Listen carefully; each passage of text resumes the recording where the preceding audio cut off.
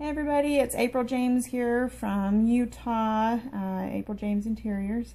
I'm Annie Sloan stockist, and my good friend Janet Metzger and I were chatting last week, and some of you had some questions about doing a sawdust finish. We had talked about that on one of the threads, and so we were saying let's show them a couple of fun little advanced things, and so Janet's going to be posting a video, and I thought I'd just show you a fun little thing. I've got this paint. Can you see that?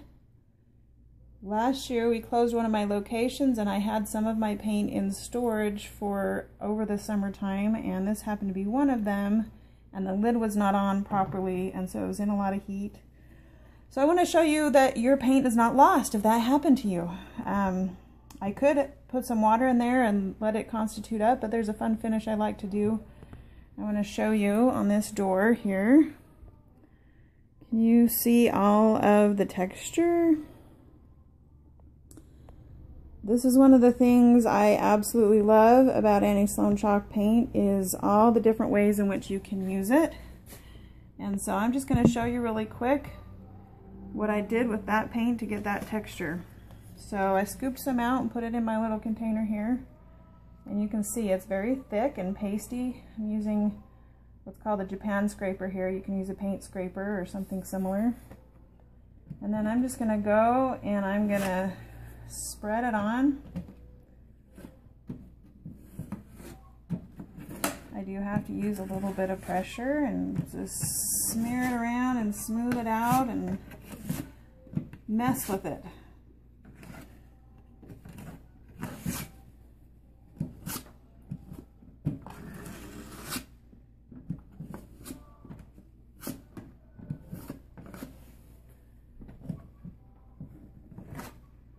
You can see I can get lots of different textures in there just playing around with it.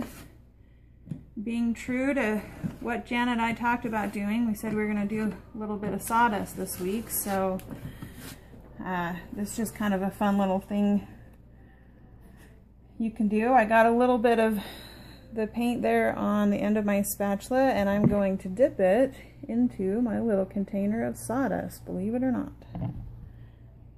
And I'm just going to go over here in the corner and smash that down, and it's going to give just a little bit different texture in that corner than in the rest.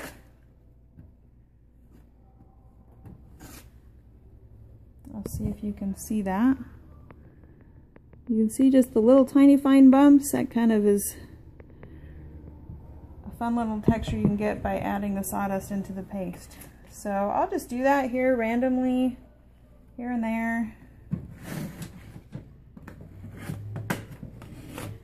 This piece is already in rough condition, and a good friend of mine brings in pieces for me, and I finish them up and we sell them and help each other out. So she came in the other day and took a class and thought this would be an awesome finish for this piece. So I'm going to go ahead and go for it.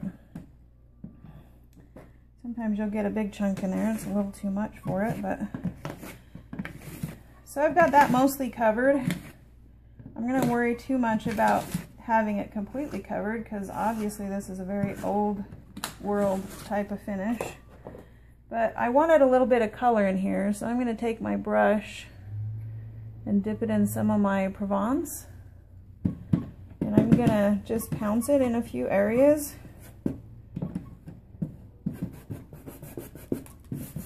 And all around my door frame here.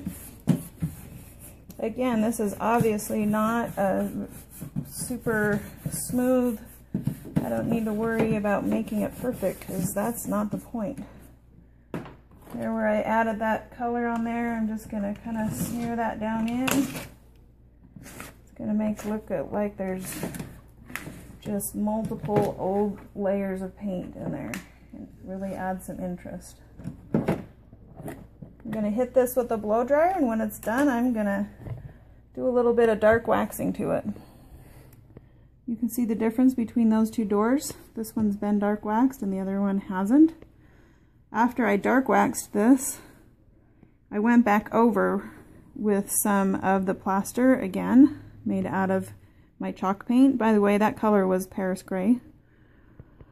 And went back right over the dark waxed part just to give one more layer of depth. And then when I'm all done, I'll probably clear wax it, maybe add a little bit more dark wax in the grooves and crannies. So there is just another fun way to use Annie Sloan chalk paint. There's just no end to what you can do. So go see your stockist, and if you have any dried up paint, don't throw it away. Save it and do something awesome with it. Go paint. Okay, we'll see ya. Bye-bye.